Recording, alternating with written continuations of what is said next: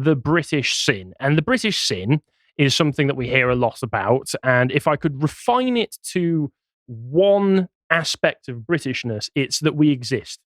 So it's an original sin. It's a type of original sin. Yes, absolutely it is. And because of that, we must be erased and denied our very existence. Because do you know that our ancestors, or at least some people's ancestors who share an ethnicity with us, might have done bad things in the past? Sounds fair. It's funny how something that doesn't exist and has never existed also needs to be eradicated.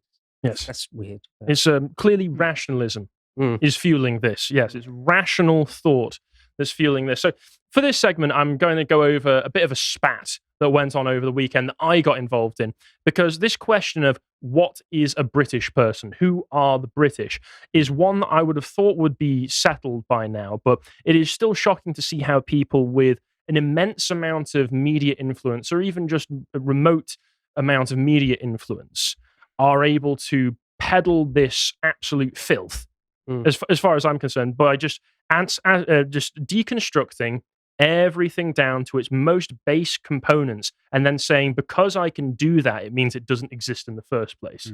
The analogy that I keep hearing to people who ask these questions is, well, if you get a cake and you get a load of different ingredients and you bake it into a cake, because it's made of different ingredients, it doesn't exist anymore. The cake can be denied because, well, once it was eggs, once it was flour, it might have had some sugar in there. So can you really say it's a cake? It's this absurd kind of thought. And it comes from people like Peter Jukes on here, who is the co-founder of the Byline Times, which is a lefty rag. And he was doing the sort of thing that everybody on the left does. Every time you hear anybody in the Conservative Party or slightly to the right of centre talk about the state of London and the state of migration coming into the country right now, both legal and illegal. And they say, this is worse than Enoch Powell. Enoch Powell, who we have prescribed as being the worst human being to have ever lived, because he said, hey, have you thought that immigration might be a bit too high, and then made some references to classical literature, therefore is the most evil person who's ever existed. I think that's a fair assessment. It pretty much goes Trump, Hitler, Enoch Powell. There's some stiff competition. Top three. I'd say that's right, definitely. In that order. And it's always only in the service of just justifying the current thing. That's all it is. This is really ad hoc, post hoc rationalization for the fact that, well, Labour opened the floodgates, literally went headhunting for migrants to go and put into the country so that we could rub the right's nose in diversity. And therefore, because that's already happened, you just have to accept it. And by the way, if you think you have any kind of shared identity, you don't. There you go, little right-winger, let's rub your nose in that. That's the logic it is. But it is disgusting to me that people still behave in this way and still throw this kind of dialogue about. Because he posted this over the weekend. A lot of people got into a bit of a tizzy about it. He started arguing with all sorts of people who came out with actually Enoch was right, or at the very least had a point, and he just started going like, I'm disgusted. I can't believe I don't see the Thames foaming with blood, because that's exactly what he said, wasn't it? Stop stirring up trouble in my city. It's not your city, Peter. It's certainly not your city anymore. And eventually, of course, after you get into lots of arguments with people, it ends up with this. This is the linchpin of the whole argument, of their whole side of this, which is just the statement, you have no people, just a racist fiction in your head with no basis in science or history. Enjoy it. That's absurd. It's quite a shocking statement, isn't it? But also, it's so detrimental to yourself. I mean, he hates himself. It's absolutely absurd. But this is what we've seen with media and politics in general, is the degradation of any form of patriotism. And then that's it embodied right there, isn't it? You've got no people. And that's just nonsense. Self-abnegation. No basis in science? Yeah. What does that mean? Yeah. Well, that is a good question, because a lot of people, like Tom, Survive the Jive, who's appeared having an interview with you before on Lotus Eaters, Bo. You can find that on the website under Battlefield History, interview with Tom Rousel. He's a good chap. Yeah, he's great. Very nice chap. I didn't get to meet him, sadly, but he does lots of excellent work where he discusses the both literary history of the English people, going back through ancient texts, reviewing those and seeing What were the people themselves saying about their own ancestry and history and culture? What stories were they telling themselves? And he also goes into lots of genetic history as well, looking at haplogroups. And he gave a quite nice breakdown here, which is pretty simple. It's just a single paragraph. The British are the Welsh, Scots, and English. The Iron Age Celtic-speaking populations of the first millennium BC had more ancestry from the pre-Celtic inhabitants of the island than they did from the Celts. The Romans left no genetic legacy here. A lot of people think that they did, but I think there's like a fraction of a percentage in some regions of the country, but for the most part, they didn't really leave much here beyond the buildings, of course. I thought the Romans brought millions of black legionaries here. Yeah, I thought is that not firm history? I thought they were already here, weren't they? Stonehenge. Oh, right, Stonehenge. Yeah, even Wasn't the builders of Stonehenge Yeah. were all black. Sorry. Well, after we changed the name to Britain from Greater Ethiopia, no, we just genocided them like we did with all other non-white people who had been here for millions of years, some would say, after Jacob created us. We are between 25 to 50% descended from Germanic tribes who arrived after the Romans, who like the previous inhabitants, are indigenous to northwestern Europe. We are comprised of various Celtic and Germanic-speaking tribes, all native to this corner of Europe, and we have called ourselves English for almost 1,300 years. That's a nice, succinct breakdown right there. Obviously, there's a lot more history to that, but if you want a nice, quick explanation, there it is right there. And he followed it up by saying, well, if you want to point out that, you've mixed with different tribes, who can you say hasn't? Hi folks, sorry to interrupt the video, but I just want to direct your attention to the aesthetics range of merch that we have on the store. These are beautiful images that I think work really well as posters or mugs. So if you want to support us, going over to the merch store at shop.lotus.com is easily the best way other than signing up on the website. In the past 2,000 years, and also there's the question of, we've been established and have some of the most robust documentation of our own history going back for since, like he says, about 1,300 years. Not many other places in the world can lay claim to that same thing. Most of the places didn't even really have a written tradition for thousands of years up until quite recently. Yeah, we've got the Anglo-Saxon Chronicle that doesn't really speak of, sub-Saharan Africans or Turks or Bangladeshis being here. I mean, it just... Well, clearly somebody's been going back and changing the record. That's the only explanation. It's falsifying documents. What happened is Windrush arrived, which was a momentous occasion because it was the first time that blacks in any numbers had come into the country, but also were returning to the country. We celebrate it as a momentous occasion for We're just coming home. rather confused reasons when you start to think about it for more than a second. But yeah, they came back here, and then Clement Attlee, I must assume, decided, quick, we need to change all of the history books before they get too uppity. That must have been what happened. But it's important to know that this is how a lot of people feel, because Peter Jukes, as I mentioned, he's a co-founder of this place, the Byline Times, who, as I mentioned, is the kind of leftist rag. But if you notice here in the header here, they have this section, Identity, Empire, and the Culture War.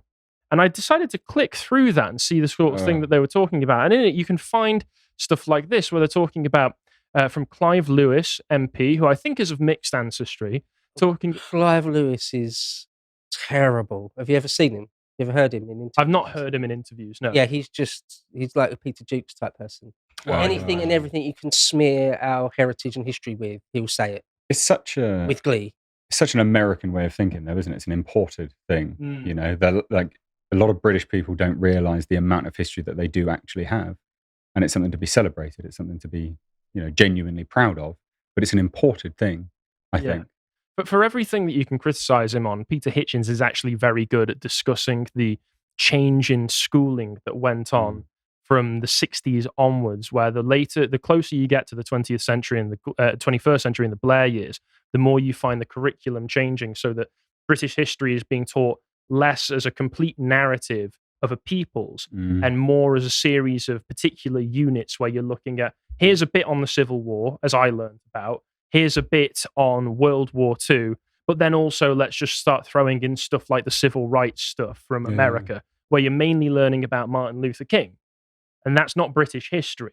And that changes the way that people are able to conceptualize themselves. Because if you have in your own mind a distinct narrative of a distinct people, that really helps you to conceptualize your place in the world. I Whereas appreciate it. Yeah, you should appreciate it. And if you only have, like I did for a very long time, just these distinct units, you're basically just trying to peer through the curtains at history. You're not getting the broad picture of it.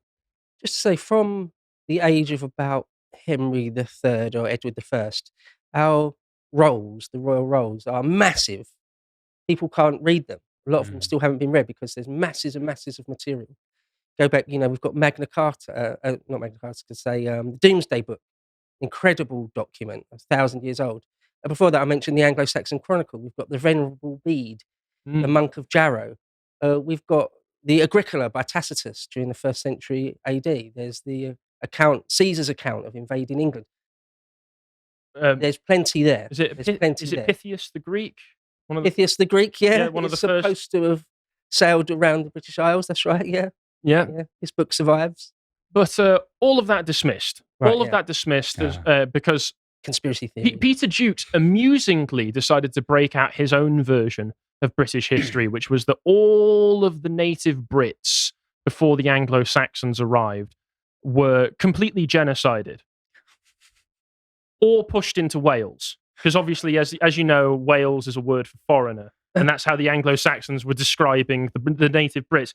Despite the fact that lots of recent genetic testing shows that English people are about, as Tom mentioned, about 25 to 50% native Brit in the first place. They have Celtic DNA.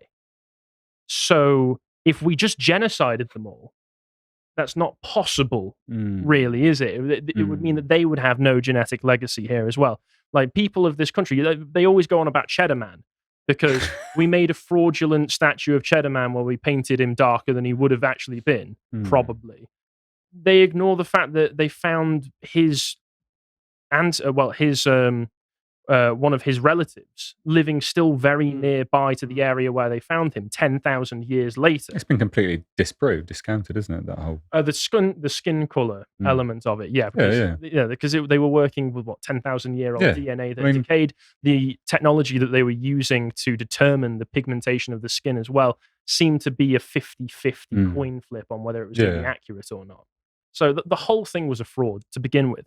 But I wanted to highlight here, you've got Clive Lewis writing articles for the Byline Times and Peter Jukes talking about Britain built on forgetting our imperial history. Here's Windrush, as you would expect. And he talks about here, he talks somewhere in here, paying reparations to the Caribbean islands of Grenada. And that's the Trevelyan family. I think part of the Trevelyan family at one point was administering the BBFC. And talking about ancestors parts in the enslavement of thousands of Africans. So what you find the disconnect, the divide is that you're not allowed to celebrate your ancestry, to celebrate your shared history, or to have ancestry and shared history if you are positive about it. If you think that it's a good thing, I come from a long line of people who have a very proud and storied and documented culture. But you are, if you're paying reparations for it, if we can single you out and get retribution for you. But it's such a reductive argument. And the thing about this is it falls flat on its face when you start to apply it across the board. When this argument of reparations, for instance, you start applying that across the board, it all falls apart. Like, the argument of doing it's gone. Because then who needs to do it? Do the Dahomey need to do it, for instance? Like, who needs to do it? Like, the Barbary slave trade, do they need to start paying reparations? I mean, do we need to go down to Norway, get the Norwegians to do some reparations because the Vikings? I mean, where do we end it? At what point do we end it? I say we end. Is it Dublin that was a slave trading outpost for a long time where they traded British people? I say we end it there. We need to get our money back from Dublin. Who knows? I may have had ancestors who were maybe enslaved by the ancient Irish back in the day. I need my Gibbs. Exactly. How far do you go back with it? It's absurd, Do the modern day Iranians get reparations from the modern day Greeks or Macedonians, Greeks, for the campaigns of Alexander 300 years before Christ? What about that, for example? There were lots and lots of people abducted from Ireland and from the south coast, from places like Cornwall, ended up in a sultan's palace. In the Ottoman Empire. Do we get reparations from modern day Turkey for that? I mean, no.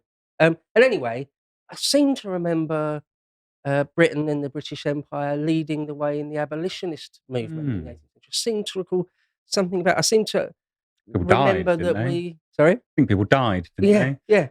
Yeah. We had wars over it, over abolitionism.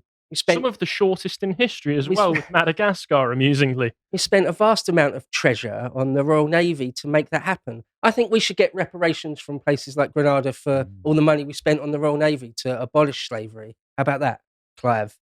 Oh no, you don't want to. Oh no, you don't want to listen to that bit of it. Appropriately, I notice on the same page here that we have an advertisement for another article on the Byline Times from my old pal Andrew Scott, also English, talking about how Englishness evolves. And we can see a nice image here of a Pakistani mayor of London looking at a picture of an insane leftist, a footballer, I don't know. Bo, you could probably fill in the blank there. Who is that? That's Harry, Tottenham dude. I can't remember. He's one of the greatest goal scorers at the moment. I can't remember his name. Oh, fair play. And then at the end we have the new British. So here we have a perfect encapsulation, really, of Britain at the moment. Certainly London, which is two foreigners and two people who probably despise themselves, all put out in a hideous street corner with some ugly painting, with ugly graffiti on the wall. Fantastic. It looks like a fire station, doesn't it? It might do. It looks like a garage or a fire station of some kind. It's just completely performative. It's a lie, and everybody knows it. And if you want to know some truth about England, as we've been talking a lot about it, you can actually go back through Bo's series of epochs, which if you're a premium subscriber to the website, I'm sure you're all very familiar with, because it's one of the longest running series on the channel. And it's very, very worth going through the archives. You can talk about Pythias's extraordinary voyage to Britain, Roman Britain, Alfred the Great, the Anglo-Saxons, Ethelstan. There's so much to go through. You've probably not even covered even a fraction of the total of British history at this point, have you? Yeah, so many of my greatest hits there. I wasn't prepared for this. Great, thank you for that. Yeah, no, done loads of it and still not really scratched the surface. Going through it sort of fairly chronologically and still only up to Edward III. But yeah, always, you're only ever going to scratch the surface if you're doing a podcast that's an hour and a half, 2 hours or something. Yeah, there's so much there to say we haven't got, that we're not a people or an indigenous native people. It's just, as you say, absurd is the right word. I mean, I actually replied to Jukes at one point and I said so, I'm paraphrasing, I can't remember exactly my words, but I said something like, this is genocidal. Hopefully in generations to come, people like Jukes will be remembered in the same vein as someone like Pol Pot or Tamerlane, Timur the Lame, as just one of the most malevolent, evil people history has ever thrown up. Not necessarily a Pol Pot, but I could see them kind of being remembered alongside a Walter Duranty, the kind of shit heel media journalists who were following along the side of genocidal maniacs and making excuses for them and saying, "Oh, it's not happening. It's not happening because it doesn't matter anyway because you don't exist." I feel like someone like Peter Jukes, if they were given sort of complete executive, absolute power, probably, I wouldn't put it past him to do something along the lines of the Khmer Rouge. Just get rid of them. Just get rid of them. I mean, it's on that level for me. It's sickening, truly sickening. That's all gone. I was just going to say, we've been told time and time again, right? Like, don't be patriotic, don't like your country, don't like this stuff, you're a bigot, you're this, you're that, we live in a racist country, all this kind of nonsense. And yet in the same vein, the same people that say all of this are like, yep, we're hugely diverse. It's like, you pick your poison. You can't be hugely diverse and then also live in a racist country. It's not how, it works. They can't also advocate for mass migration and demographic change while at the same time pointing to the Anglo-Saxons and claiming that they genocided all of the native Britons. So it's like, okay, so you're bringing historical examples, completely misremembered, inaccurate historical examples, and then saying, actually, they genocided the natives. So how does that bolster your argument in any way? The contradiction that diversity built Britain, that diverse peoples built all of it, did all of it, but also at the same time, it was massively racist and evil at the same time. It's like, wait, so which one is it? Yeah, once again, Windrush in this fantasy is just a celebration of the return of the indigenous people, but it's not. They don't even really try and make it make sense. They're not trying to make it all fit together and have logic. but that's why they, whenever questioned, they resort to very, very nonsensical replies because they don't have a leg to stand on, and it's just all part of demoralizing everyone. Like, there's nothing positive about those statements. They don't do anything positive for anyone in anything that they do. Like, that website said something about the crisis of British journalism. It's like, well, apparently you said Britain doesn't exist, so that's a hypocritical statement. But also, like, where's the positivity? Where are you putting out anything to lift people up? You're just trying to demoralize people over and over and over and over again. Like, lift people up. Be proud of where you come from. Be proud of the country. We've done a lot of good for the world. Yeah, absolutely. If you think that British journalism is so terrible, do some good journalism for Britain. Yeah, I mean, add into it. Also, once again, if I hate to deconstruct the logic even further, but if you're saying that Britain isn't a real thing, then you can't say there's British journalism, because there is simply an individual journalists who are all performing journalism, which has to be assessed at its own quality on an individual basis. So if you're trying to take any kind of grouping of peoples together while denying that groups exist, you can't do it. It's completely nonsensical. Your brain can't wrap itself around that because it's not the way that human beings operate. Obviously, we make generalizations and categories of groups of individual things. It's just how we get through our day. And mentioning Otto English, as I did, I got into a spat with him as well, where he was talking about the same thing. He started to try and attack me after I commented on the whole thing, and I pointed out, you're actually supporting the Tory line. If you hate the Tories so much, well, it's the Tories who've helped to shift the demographics so much. They're the diversity-built Britain party. And also, why is it that I can't afford houses? Why is it that everything is so expensive since the late 90s? And he points out, oh, well, it's because they don't build enough. So I say, but why do you need to build so many houses when the population is either stagnant or falling because of low birth rates? I mean, it's absolutely ridiculous. And he goes on, he asks the same question. Define the British people. For those who don't know, Otto English is an author called Andrew Scott, who is quite appropriately the author of a book called Fake History. And he's got a new one called Fake Heroes out in 25th of May. And if we take a look, you can see a little bit of that cover there. Is basically just saying anyone who might be remotely aspirational from the past was actually an evil racist, so therefore you're not allowed to like him. That's kind of the path he takes. So not a historian, an anti-historian. Yes. A bizarro historian, the opposite. Well, you could say you're a revisionist historian, but I think that's an insult to revisionist historians, some of whom have done some really good work examining things like the Spanish Inquisition, for instance, and trying to figure out what's truth and what's lies. Because you can say, I call him a court historian, because he's towing the exact line that the establishment wants him to. I've seen him floating around Twitter. It's exactly the sort of person I'll block. I'm just not interested in any sort of replies from them or any sort of dialogue with them. But he seems to me, just the classic example of, abandoning reason or logic or anything at all, and just saying whatever is the most disgusting, divisive thing in any given context. Yeah, well, he has a whole crew, a whole gaggle of retards he brings with him wherever he goes, because he's a terrible reply guy on Twitter. And whenever he shows up, because he's got over 100,000 followers, you're sure to get a motley crew of dysgenics in your replies. One of whom I'm almost certain was a bot who kept calling me a racist coward, and I kept responding to him saying, because he would ask questions and end them with racist coward, and I would give an answer to his question, and he would go, deflecting again, are you racist coward? And I was just, okay, either you're not a real person, or you're the equivalent of not a real person. I was going to say they're basically the same at this point, aren't they? Because again, they don't have any critical thought. Well, yeah, because they're perfect examples of the NPC meme, because they have one dialogue track that they can stick by. They have the dialogue tree that's only programmed like a Bethesda game, where they only have one choice that they can go down, and you decide to rewrite the code and pretend like, oh, maybe this is Fallout New Vegas instead, and they go haywire and they don't glitch out. They glitch out. They don't know how to respond. The thing is, doing that on Twitter or even in real life, where you're in an argument with someone and you just keep resorting to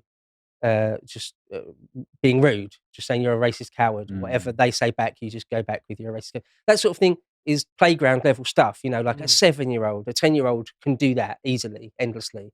So that's why I block loads of people on Twitter all the time. I'm just not interested in that in having that back and forth with anyone. Well, I respect it. That's one approach, but also I needed an opportunity to. I was bored over the weekend. I was making myself a fry up. I'd thrown one little tweet out there, and then all of a sudden I had a maelstrom descend on me. And I thought, you know what? Let's run with it. Let's just run with it. It's boring. You know, the missus is still in bed. I've got nothing better to do. Sometimes it's fun. Yeah, sometimes it can be fun. It's an hour. You know, there's no way to really counter the fact that you can send in a DNA sample to something like Ancestry and 23andMe and get a detailed breakdown of your ethnicity. If it didn't exist and wasn't based in science, you wouldn't be able to do that. Of course, he ended up resorting to imagine why you should care. Imagine why you should care, which is the last refuge of the coward who's lost the argument. You just turn around and go, well, you may have a few points, but why do you care, bro? Why do you care? All I'm trying to do is justify demographic change and destroy your identity in history. Why do you care? But also, isn't it so funny that they reveal themselves as, well, quite literally just hardcore racists? You know, he's talking about colour. No mention. I'm not talking about colour. You're saying that Britain doesn't exist. You're starting to bring colour into it, as opposed to, you know, like it's cultural, right? It's far and above just colour of your skin. Yeah, of course. You know, but the reductive argument is always colour. No one's talking about stuff like that. Yeah. That's not what it is. So somebody's character doesn't change if the second they get a deep tan. Yeah. But diversity to these people is quite literally, well, what colour are they? Yeah. But that's racism. That's the racist element. That's the funny thing as well. I see lots of people recognize it, which is when you get these leftists into a corner and you get them to admit, okay, yeah, maybe some cultures are different. They always resort to, oh, well, what are we going to do then? Genocide them? Whoa. Yeah, they're full on, mate. Who said that, mate? What are you on about? Because that's the only way that they conceptualize it. And I think it is because, to a certain degree, the leftist mindset is one of a supremacist, and they see themselves as a kind of an intellectual supremacist. They put themselves above the plebs like you or I, and they say, well, your life is worth less because of that. Your history, your people are worth less because of that. So, of course, they're going to start applying it to everything else. They've got a hammer, so everything becomes a nail. That is why I mentioned Pol Pot or someone like Timur, because again they go there very, very quickly. Yeah, I suppose you are right there. Actually, it's like maybe we should reduce mass immigration or start a policy of remigration. Oh, you mean to kill every person of colour? Do you? It's like, what should we start firing up the gas chambers? Yeah, it's like it's interesting. That's where your mind went immediately with it. Okay, they're so incredibly violent. These people are incredibly violent. And it's that mass hysteria that's gripped them.